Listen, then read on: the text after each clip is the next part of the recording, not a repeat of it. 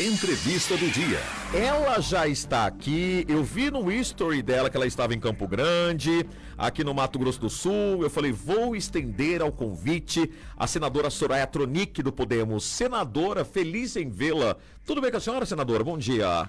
Bom dia, Rodrigão. Que bom estar aqui de manhã, cedo assim, e ver você incrivelmente aparentado com este cabelo. Fico impressionada com a sua capacidade de dormir assim, bonitão, com esse cabelão e acordar assim. Senadora, você nem imagina, pra estar aqui nesse cabelo, eu falei, a senadora vai, até antes no Refazenda com meu amigo Cícero Dias, eu falei assim, a senadora Soraya Tronic que vai hoje, precisa estar no grau, né? Meu cabelo tem que estar impecável. Acordei 6 da manhã pra arrumar esse cabelo, senadora. 6 da manhã, e eu começo às 7 no ar, pra você ter noção, o trabalho que dá, senadora. Senadora, tá de férias em Brasília ou já voltou? Nós estamos de recesso em Brasília, mas eu acabei de colocar ali no Stories que recesso não existe para político que trabalha, viu? Porque a gente aproveita o recesso para dar aquele giro no estado, que a gente não consegue normalmente, né? Tem que estar lá em Brasília, a gente tem um trabalho lá, tem que buscar recurso, não tem fim isso. Então, eu fui dormir 1h30 da manhã, estava numa live, não lembro mais, era o Folha Democrata, algo assim, com o Pedro. Hoje pela manhã, hoje pela madrugada. Madrugada. E agora aqui com vocês. Não vai parar, não.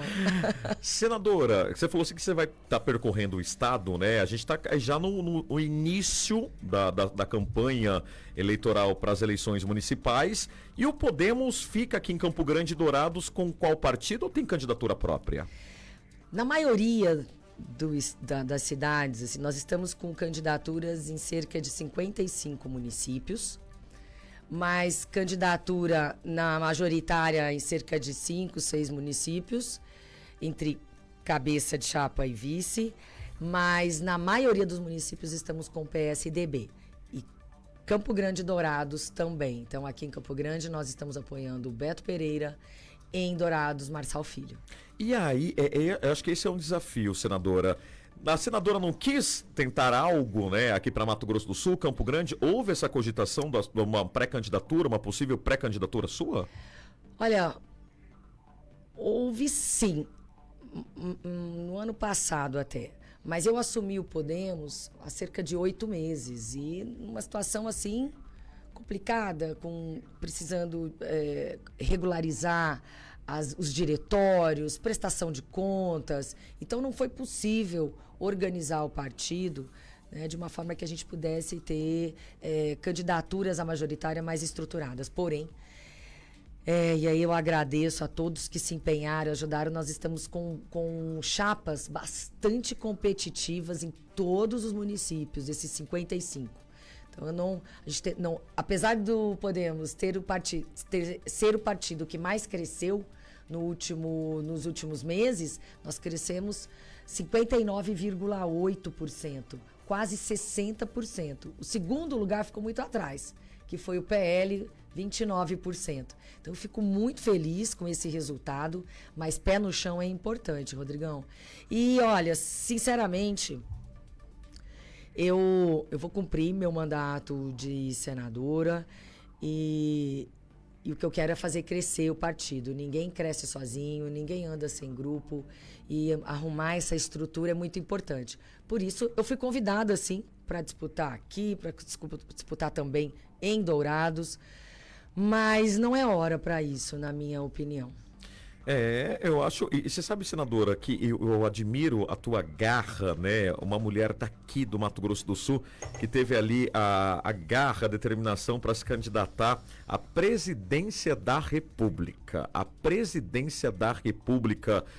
Não é fácil não, gente, não é fácil não. Eu tenho tantos assuntos aqui, senadora, eu vou elencar o que me vem na cabeça, que eu vi as tuas redes sociais e eu vi na internet também sobre a PL do aborto, né? A discussão dentro do Senado e eu acho que muitas vezes, né, a cultura do machismo, ela predomina tanto, né, que o homem, para chamar atenção, muitas vezes ele aumenta o tom de voz contra uma mulher e eu acho que isso no parlamento deve ser muito pior ainda. E eu quero saber em que pé está essa situação e como foi a tua abordagem em relação à PL do aborto lá no Senado.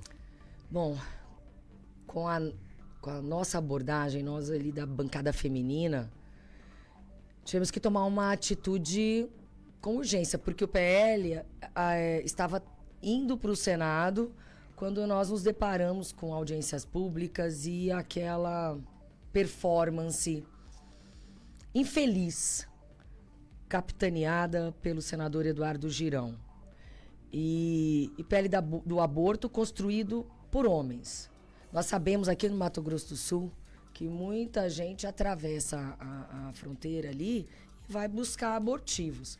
E muitas vezes as mulheres não querem abortar, mas o próprio homem dá para ela de uma forma, coloca num suco, por exemplo.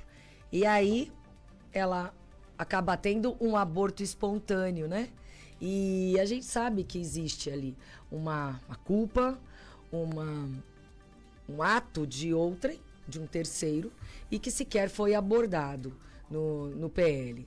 E aí, eu vou ser bem sincera, eu fui pra cima.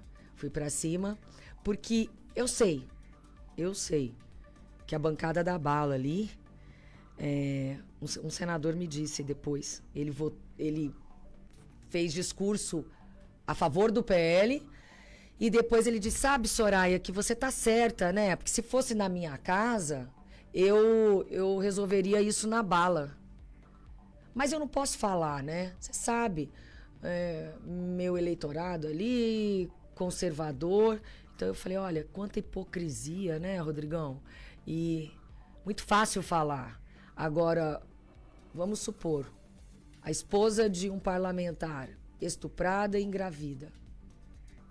Um parlamentar que é a favor desse PL. Ele mandaria no corpo da mulher dele, ele determinaria, ele faria ela ter essa criança. Ele iria criar, sabe?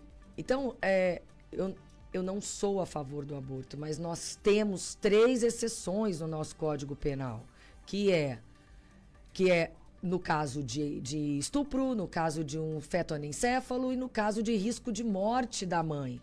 Essas meninas grávidas, elas não têm um corpo totalmente formado. Sim, estavam em condições de engravidar, mas não de ter um bebê. Então, ninguém é obrigado no Brasil, nesses 3 casos, a abortar. Aborta quem quer, de acordo com a sua consciência. Nosso país é laico. Então, nós temos aí uma colisão de direitos. A vida de todos importa. Então, cada caso é um caso. E muitas vezes a gente vai obrigar a menina a ter um filho do próprio pai, do próprio avô, do próprio irmão. Isso é muito difícil, Rodrigão. Do próprio estuprador. Do próprio né? estuprador. Então, mas muitas vezes o estuprador está em casa. Então, é algo assim que até mesmo no governo Bolsonaro, nós estivemos com então o ministro Henrique Mandetta discutindo isso. Quando uma mulher chega no hospital e fala, olha, eu fui estuprada e eu desejo abortar, eles nunca exigiram, nem no governo Bolsonaro, nunca exigiram o boletim de ocorrência e nenhuma sentença. Então, estou falando o que está acontecendo agora. Mentira! Mentira, isso acontecia no governo Bolsonaro. E nós fomos questionar, eu compreendi, porque eu fui com um grupo de senadores perguntar por que não se exigia, justamente porque nós temos subnotificações de estupros e nós queremos ter os números corretos. E o que foi nos dito?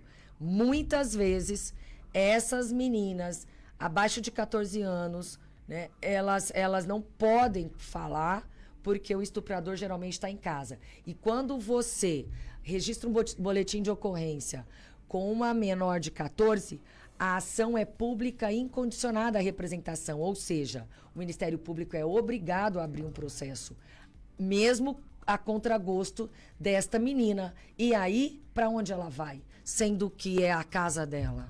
Então, é algo que é muito fácil falar da vida dos outros, Rodrigão. Quando é dentro da tua casa, a coisa muda de figura, né? Então, nós temos que ter um mínimo de respeito. E quem está grávido, gente, não é obrigado a abortar. Cada um de acordo com a sua consciência. com a consciência. E sabe o que mais me assustou, senadora? Quando você vê uma possível condenação para essas meninas, para essas mulheres vítimas do estupro, você condená-las, vou colocar entre aspas, né? Uma pena maior do que o próprio estuprador.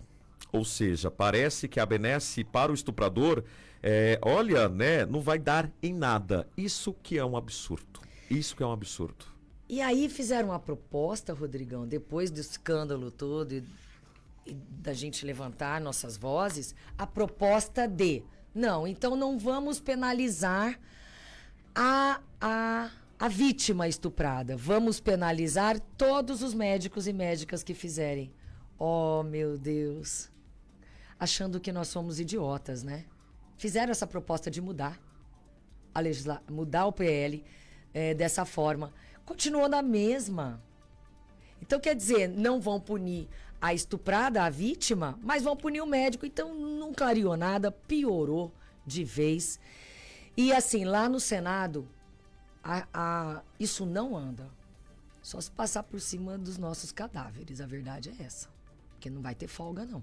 Como que tá o clima, senadora, lá no Senado? Porque, assim, há uma boa parte da bancada, né, de oposição ao governo Lula, há uma boa parte ali, né, aliada ao ex-presidente Jair Bolsonaro, os ânimos no Senado. Como que tá? Olha, não estão nada bons no seguinte sentido. Na semana que surgiu esse PL e aquele auê todo, nós estávamos recebendo da Câmara o projeto de lei de reforma de reforma eleitoral. E demos de cara com o relatório do senador Marcelo Castro, que sequer conversou com a bancada feminina. Este relatório retirando os direitos das mulheres alcançados com tanta dificuldade. Um deles era o nosso direito de candidaturas, mínimo de 30% de candidaturas, diminuindo a nossa fatia do fundo partidário, que é só de 5% ao mês, e que nunca chega até nós na data correta, porque eles acumulam, esse recurso chega na conta geral e não é repassado para nós da maneira que deve ser, todos os meses. Quem controla são os homens, geralmente, na maioria dos partidos. E aí estavam colocando os indígenas, quilombolas, pretos, pardos, todas as minorias, junto com esses 5% das mulheres. Sendo que a fundação dos partidos tem direito a 25% do fundo partidário, sem as exigências que nós mulheres temos da prestação de contas. Eles podem usar de diversas formas. Então, assim, é aviltante, sabe? E nós fomos para cima. Só que tanta cortina de fumaça, aí veio a situação das drogas, muitas cortinas de fumaça, mas a situação lá, tá assim, a gente não pode descansar um minuto sequer. Então nós tivemos que usar lupa, sabe? Para analisar essa reforma eleitoral que eles queriam fazer passar já. A gente tem um exemplo que, para você ver a briga entre, né? Não acho que nem a briga, é a luta, né? Não é uma briga, uma luta que a gente teve um deputado estadual cassado aqui em Mato Grosso do Sul por conta, né, que o partido dele não cumpriu a cota de candidaturas femininas. E eu tenho muito orgulho em ter o suplente que teria direito a esta vaga, no início ali da recontagem dos votos, era o Riad Abdullah, que era meu candidato. Ele entrou e eu entrei. Também pelo partido, eu assinei. Nós descobrimos e nós fomos para cima, fosse quem fosse. E quando na contagem nós descobrimos que não seria o Riad, acabou entrando o Paulo Duarte, uma pessoa que eu nem conhecia pessoalmente, perguntaram se eu iria desistir, porque não teria benefício para o meu candidato e nem para então partido que eu presidia. Falei, não vou desistir. Seja de quem for essa vaga, eu não vou desistir. Então, levei até o final nós pagamos o advogado até o final. Eu fui despachar com o ministro, justamente porque isso não pode ser feito. E essa situação de querer acabar, olha o que eu ouvi do nosso relator lá, o senador Marcelo. Eu falo assim porque eu sou muito clara com ele, né? Comigo não tem essa, não. Eu não tenho a covardia de falar, eu falo para ele, né? E falo lá no Senado. Eles disseram que, pelo fato de ter muitas candidaturas laranja, tinha que acabar, porque isso não deu certo. E ainda nos culpando. Lógico que tem mulheres que aceitam ser candidatas laranjas, mas elas recebem proposta de homens. Então, assim, ainda jogando a culpa na gente, que nada deu certo. Não deu, vírgula. Então, essa situação, Rodrigão, nós não queremos nada além da nossa parcela. E olha que somos a maioria da população. A gente fica bem com 50% dos direitos. Nem nas mesas diretoras nós somos convidadas. Então, o que acontece quando você chega lá no poder? Eles nos distraem com pautas, em tese, femininas, nos designando relatorias apenas de violência contra a mulher, relatorias de proteção aos animais. Tudo isso é muito importante. Relatorias relacionadas à saúde, assistência social, mas as relatorias que trazem realmente o poder, só eles querem lidar com elas, que é a questão de orçamento, economia. E eu tenho dito isso, quem tem que relatar projetos sobre violência contra a mulher são vocês, homens. Porque são o gênero é o autor, né? O gênero é o autor, né? Então, quando nós temos reuniões, audiências públicas sobre este tema e dá o avanço das mulheres na política, Rodrigão, sempre está lotado de parlamentares mulheres. Eu pergunto, eu sou a pessoa que joga água no chope, sabe? Eu chego lá em todas as reuniões nos meses de março, falo, olha, não temos nada para comemorar, eu não vejo parlamentares aqui, os homens que eu vejo são nossos assessores. Então, quem tem a caneta deveria estar aqui. Então, isso distrai a mulherada, sabe? Então, a nossa não é nenhuma discussão, é o que você disse, é uma luta diária, é uma guerra travada, uma guerra fria, tá? Porque agora com essa proposta, por mais que a gente poderia, assim, não comemorar, porque não há propostas de avanço. Porém, há propostas de retrocesso, jogando a culpa na gente. E na América Latina, nós temos o México, nós temos a Nicarágua, nós temos a Bolívia, nós temos o Paraguai... Paraguai não. Argentina e Cuba com paridade. E eu fiz um relato no P20, nesse mês agora. Tivemos uma reunião prévia do P20 com parlamentares mulheres, aqui no Brasil, em Maceió, onde reunimos mulheres de todo o G20, e eu fiz um relato sobre o Brasil, sobre violência política de gênero, enquanto todo mundo falava, naquela conversa de sempre, e a gente não avança. Eu falei, olha, desculpa, eu vou ser muito claro aqui, nós temos eventos e eventos, gastamos dinheiro com esses eventos e nós não conseguimos avançar, literalmente, concretamente. Então eu vou dar um relato aqui. Falei sobre tudo o que vem acontecendo no Brasil e, como eu sou membro do Parlasul, eu falei, olha, eu até desisti de ir para as reuniões, Mercosul e tudo isso, porque elas não têm reunião do parlamento, tem que ser referendada pelo executivo, enfim, ou no parlamento do país, e nada avança, só se gasta dinheiro, é só lero-lero.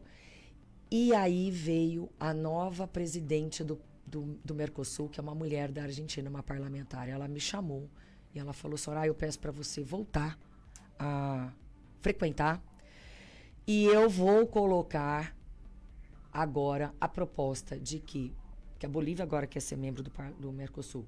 Para ser membro do Mercosul, você tem que ter paridade. E a Bolívia já tem. Então, nós vamos trabalhar nisso. Uruguai, Brasil e Paraguai não tem, mas a Argentina já tem. Portanto, ela falou, isso vai ser agora uma briga minha.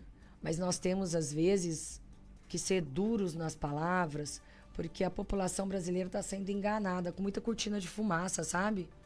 e a gente não tem o direito de fazer isso. Senadora, eu vou pedir licença. Atenção, Dourados, Três Lagoas e Bonito. Fiquem agora com a sua programação local. Campo Grande e região. Eu volto agora com a senadora do Podemos, Soraya Tronic. Falando nisso, senadora, houve uma especulação ali que a senhora também estaria de olho na cadeira da presidência do Senado para o próximo ano.